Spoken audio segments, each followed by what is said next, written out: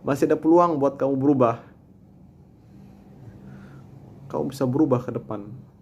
Lebih baik kamu masih bisa masuk surga. Oke, assalamualaikum warahmatullahi wabarakatuh, kawan-kawan semua. Kembali lagi bersama saya Muhammad Saleh. Hari ini kita akan bahas masalah yang banyak terjadi di negara kita, terutama bagaimana sih kabar saudara-saudara kita yang harus menerima perlakuan yang tidak baik, adapun mendapat ketidakadilan dan lainnya semua. Mungkin saya akan bahas singkat saja, tapi saya harapkan sini memberikan maksud yang dalam dan dapat kita resapi bersama.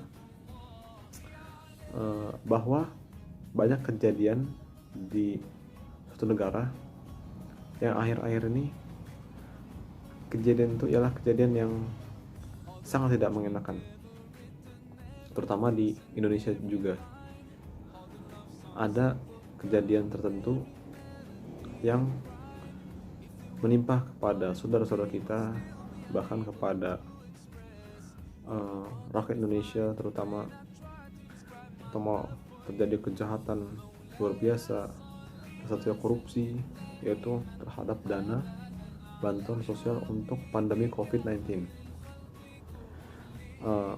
Yang sangat disayangkan bahwa kenapa hal tersebut bisa terjadi padahal masyarakat sangat butuh bantuan, karena banyak dari masyarakat yang masih mengalami atau terkena gejala COVID-19. Oke, kali ini saya langsung bahas ke topik yang terjadi di negara kita ini. Saat saya pikir lagi, banyak dari para tokoh maupun para ustadz ataupun ulama itu ingin berkontribusi terbaik untuk negara ini ataupun untuk suatu negara. Contohnya saja, mereka sering memberi nasihat yang baik-baik kepada para pemimpin, kepada para pejabat, demi kebaikan Indonesia dan juga untuk kesejahteraan rakyat bersama. Tapi yang sangat disayangkan, mengapa para ulama dan para tokoh kita yang berusaha menasihati dengan baik, tapi kok tidak mendapatkan perlakuan ataupun sarannya pun tidak ditanggapi, tidak direspon. Padahal mereka tidak ingin melaksanakan terutama demonstrasi ataupun menasihati secara langsung. Andaikan dengan surat saja sudah ditanggapi, sudah diberikan respon, bahkan dilakukan hal yang bijaksana, pastilah tidak perlu adanya diskusi publik, bahkan sampai demonstrasi, pasti tidak perlu. Karena jika sudah dilakukan dengan baik, insya Allah para tokoh dan para masyarakat pun menerima selagi keputusan itu ialah merakyat dan bijak. Yang saya sayangkan, kenapa di suatu negara, misalkan di negara luar, ada orang yang niat untuk berdiskusi terhadap para pejabat, para pemimpinnya, tetapi ditolak, bahkan tidak diberikan respon, dan memberikan surat ataupun memberikan saran pun tidak didengarkan. Padahal dia sudah nasihat dengan sebaik-baiknya, di mana dia ingin kebaikan untuk seluruh rakyat ini dan juga untuk kebaikan pemimpin, sehingga pemimpin tersebut makin baik lagi dan makin berprestasi lagi ke depannya. Tidak dapat dipungkiri bahwa kita menjadi pimpinan, kita bakal diberikan masukan, apalagi pimpinan suatu negara, banyak dan sangat terbuka lebar untuk diberikan masukan yang baik maupun yang buruk, bahkan sampai yang keras sekalipun. Tapi sebagai orang yang terpelajar dan kita orang yang terdidik, kita berusaha menasihati yang baik, yaitu juga dengan memberikan nasihat yang baik untuk kebaikan bersama, Karena Rasulullah menyampaikan pada surat Toha ayat 43 dan 44 wahyu yang Allah turunkan yang berbunyi A'udzubillahi minasyaitonir rajim.